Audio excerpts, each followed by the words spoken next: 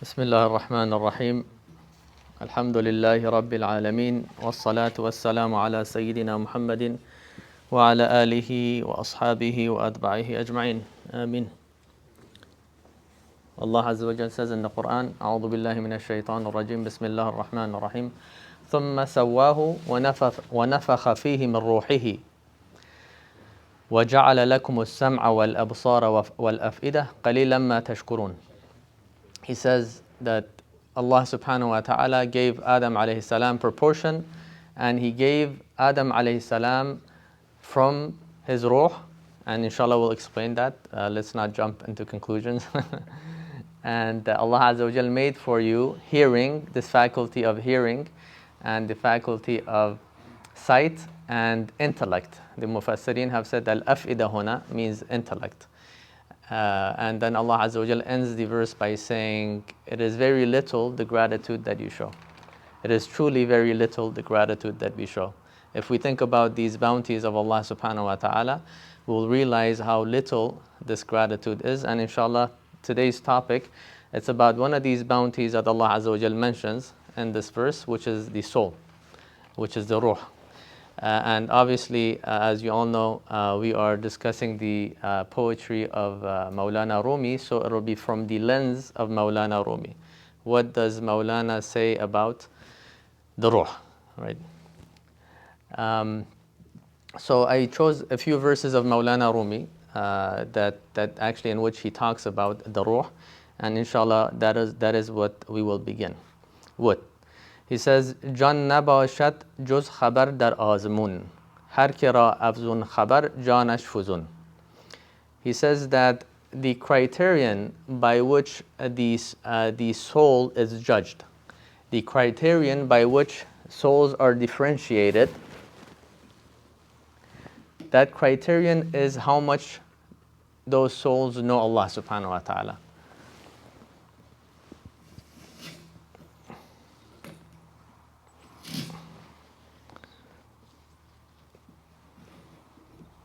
Jazakumullah khairan. It's not about whether they know how to put a mic on or not. It's about how much they know. They know Allah subhanahu wa ta'ala, and we like with that as well. May Allah Azza wa Jal guide us in dunya and akhirah, inshallah. So now that's good. SubhanAllah. Jazakumullah khairan, Shaykh. I apologize. That's good. Yeah, that's good. Can you guys hear me? Yeah. So he says the criterion by which the souls are differentiated, we can differentiate souls, is by how much they know Allah subhanahu wa ta'ala. How much they know Allah subhanahu wa ta'ala. And the more the soul knows Allah subhanahu wa ta'ala, the higher the merit and the status of that soul. The higher the merit and the status of that soul. And then he says, Jaan ma az jaan haywan bishtar. He says the souls of human beings are above the souls of animals. And then he says, as chezan zu ke fuzun darat khabar. Why? Because the human being has more knowledge of Allah subhanahu wa ta'ala than the animal. Right? And then he says, pas fuzun az jaan ma jaan malak. After that, what comes next is the soul of the angels, which is above the souls of human beings. Why? Ku munazzah shud ze hisse mushtarak. Because it became free, it became pure of what we call al-hiss al-mushtarak. This is something that our scholars have discussed, and we read that we read this in the books of Hikmah and Imam al-Ghazali, Ibn Rushd. Many of our scholars mention this. What is this al-hiss al-mushtarak? This is a part of the brain in which all of the senses end at, meaning the sense of sight, touch, smell. They all meet at this meeting point, right? And this is where it's processed. The senses are processed. So he says, why is it that the souls of the angels are above, have more merit than the souls of human beings in general? Because the angels do not have this hiss al-mushtarak. They do not have senses, right? They do not have the sense of touch. They do not have the sense of taste. They don't eat, right? They don't have intercourse. So basically, the senses that have to do primarily with the nafs, right? The angels are free from these senses, right? So that is why their soul becomes gets more merit, because if they're not preoccupied with eating and sleeping and intercourse, then what they're they're surely occupied with the remembrance of Allah subhanahu wa ta'ala. Therefore, they know more about Allah subhanahu wa ta'ala. And then he says, فَزْمَلَكْ جان خداوندان دل باشد افزون تو تحیر را بهل. He says, then you have a different category of human beings, and we call this category of human beings the possessors of hearts. The possessors of hearts. And it is the soul of these possessors of hearts that is even above the souls of the angels. That is even above the souls of the angels. Why? Inshallah, we'll explain why shortly. But he says, this is how it is. The soul of the people of the heart is much more higher. It's much higher than the soul of the angels. And do not be bewildered by this statement. This is a fact. Even if we have not experienced it, there have been people who have gone through the path and have experienced their souls ascending even the souls of angels. So how do we make sense of this? So basically from this we take the following points. We can take the following lessons. One, that there are different levels of the ruh. We have the animalistic or the animal soul, right, which is basically primarily preoccupied with the lowly pleasures of life, right? They're not this type of soul does not concern itself with the higher pleasures of life, such as learning knowledge, such as getting closer to Allah subhanahu wa ta'ala, such as ibadah, right? Such as remembering Allah subhanahu wa ta'ala. And then you have the human soul, right? You have the human soul, which, but it's important to realize that the human, not only does the human have the animal soul, but it also has the human soul, which Imam al-Suyuti calls nafsul tamyiz. He differentiates between the two. He says nafsul hayat wa nafsul tamyiz. Nafsul hayat is basically the ruh that gives you movement, right, which is shared by all animals, right? And then we have nafsul tamyiz, which is the soul that allows you to differentiate, to make judgments, to basically reach Allah subhanahu wa ta'ala, right? And then we have the angelic soul, which is the soul that is preoccupied by the remembrance of Allah subhanahu wa ta'ala always. So how do we know this? Where does this come from? It comes from the verses of the Quran and the sayings of the scholars. In the verse that we recited, Allah subhanahu wa ta'ala says, and we gave Adam alayhi salam from our soul. The scholars have said, when Allah Azza wa Jal says min ruhihi, meaning from his soul, and Allah Azza wa Jal gave Adam alayhi salam from his soul. When Allah Azza wa Jal says from his soul, it is similar to when Allah Azza wa Jal says anaqatullah, the camel of Allah subhanahu wa ta'ala. Because the camel is so beloved to Allah subhanahu wa ta'ala, he associates the camel to himself. But Allah Azza wa Jal, we all know he's pure of requiring a camel. Similar when we say Baytullah, the house of Allah subhanahu wa ta'ala. All the masajid are the beauty of Allah subhanahu wa ta'ala. Obviously Allah Azza wa Jal does not live in the masajid, right? But we associate Bayt Allah, the masajid, to Allah subhanahu wa ta'ala because it is a very beloved place to Allah subhanahu wa ta'ala, and it is a place in which the name of Allah Azza wa Jal is remembered. And similarly, there are many examples that we can give. So the scholars have said, ruh here, this is what it means. That this ruh that Allah Azza wa Jal gave Adam alayhi salam was so beloved to Allah subhanahu wa ta'ala that he associates it to himself. And this also tells us something else, which is that there are different types of ruhs, right? If there's a naqa, that that is associated to Allah subhanahu wa ta'ala. It means there are many naqas out there that actually Allah Azza wa Jal isn't, they are the creation of Allah subhanahu wa ta'ala, but Allah Azza wa Jal does not associate to himself, right? If there are houses that are the houses of Allah subhanahu wa ta'ala, it means there are houses that are not the houses of Allah subhanahu wa ta'ala. Even though He is the creator and owner of everything, but in this sense, they are not the house of Allah subhanahu wa ta'ala, because the name of Allah Azza wa Jal is not remembered in them. Similarly, when Allah Azza wa Jal says, min ruhihi, from His soul, it means that there are souls, even though they're ruhs, even though they're the creation of Allah subhanahu wa ta'ala, they're not that as beloved to Allah subhanahu wa ta'ala as the ruh that He gave Adam alayhi salam, right? And this ruh that basically, what we can say is that the ruh that is beloved to Allah subhanahu wa ta'ala is the human soul, the ruh al-tamyiz, and the ruh that basically everyone, the life or the ruh that is common between humans and non-humans is the ruh al-hayat, the soul of that allows you to live, to exist in a state of liveliness. And this is the soul, basically this is a soul that animals share with us. And I believe this is a very, very tricky topic, and many people are confused. How is it that Allah Azza wa Jal, some people have this misconception that we are the only ones who have a soul and animals do not have a soul. That's actually incorrect. They do have a soul, but their soul is not similar to our soul. And that is what Imam Al-Ghazali mentions as well in The Alchemy of Happiness. He says there is something else that we call the ruh, which is divisible. And that is the ruh that is common between the human beings and animals. And then there's another ruh, which is another name he gives it is the qalb, the heart, and this is the king of the human being, the king of the human existence, right?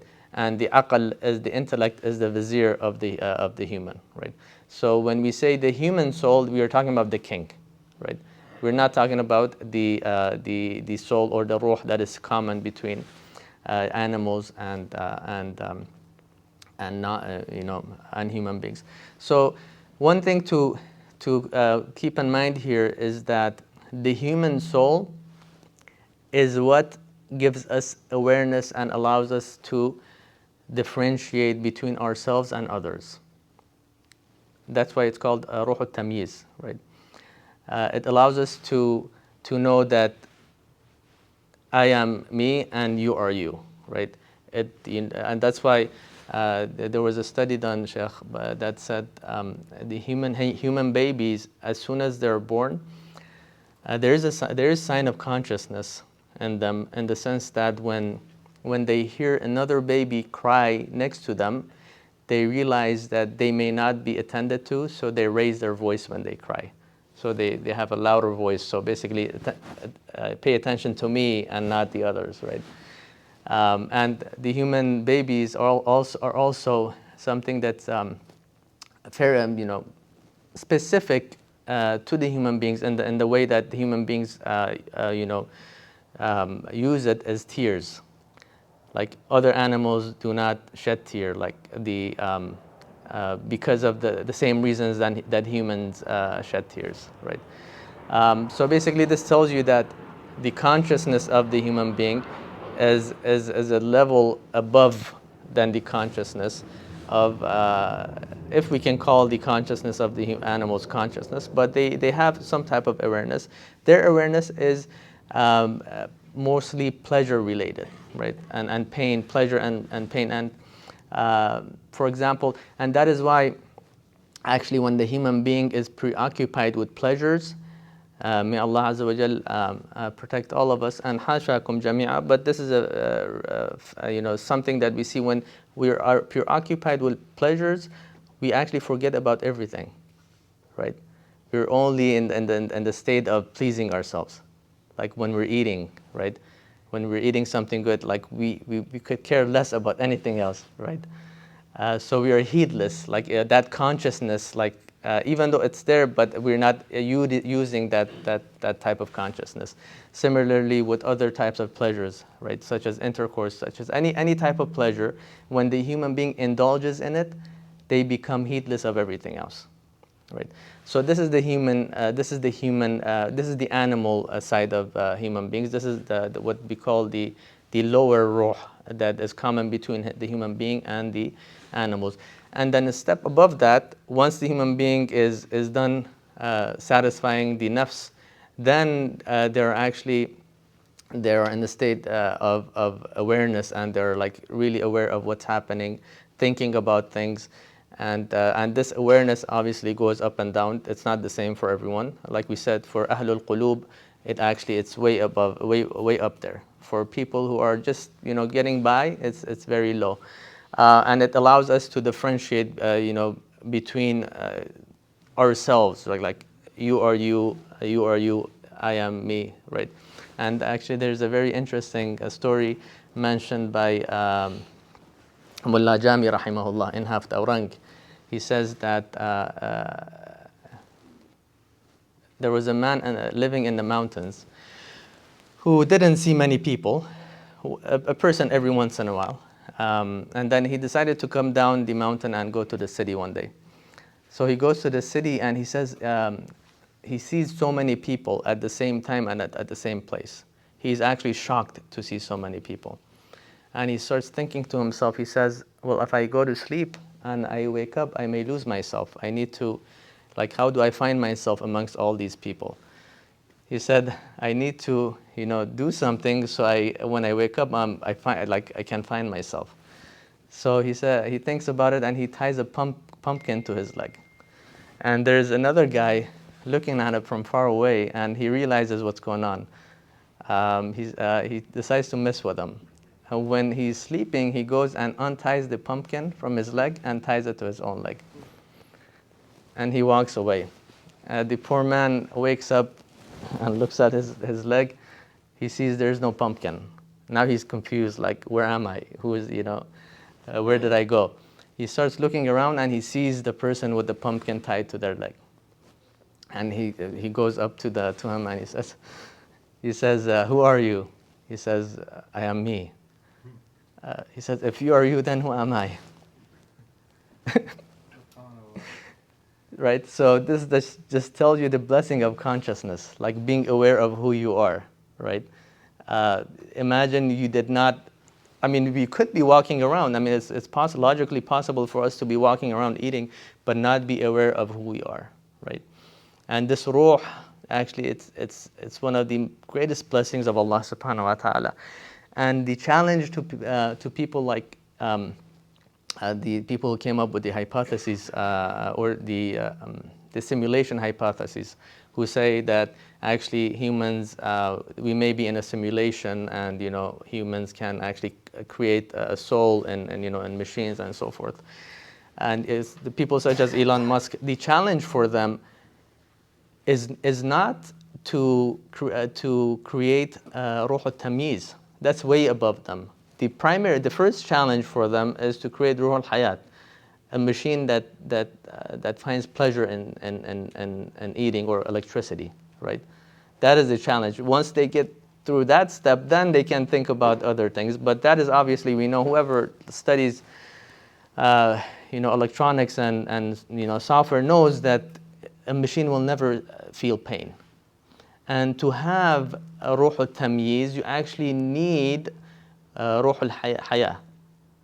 You actually need it. And Imam As-Suyuti mentions that, he says, you can actually have ruh al-haya, but not ruh al-tamyiz, but not vice versa. You cannot have ruh al-tamyiz without ruh al-haya. And the reason he mentioned that it is because when the ayah of the Quran, when he says, when Allah Azza wa Jal says that Allah Azza wa Jal raises the souls when they're asleep, right? And he explains how the soul that is raised when a person is asleep is actually ruh al-tamyiz and not ruh al-haya. Ruh al-haya remains. That is why there is movement. And that is why a person who is asleep, actually going back to our first point, is not able to differentiate between himself and someone else who is sleeping, right? They don't have that differentiation power. So how do we get to that stage of of Ahlul Qulub, where we take our ruh, the human ruh, and go above the state of angels?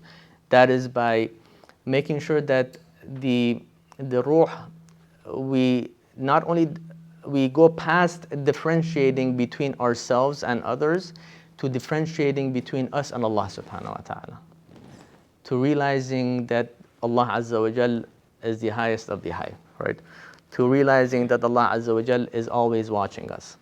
To realizing that Allah subhanahu wa ta'ala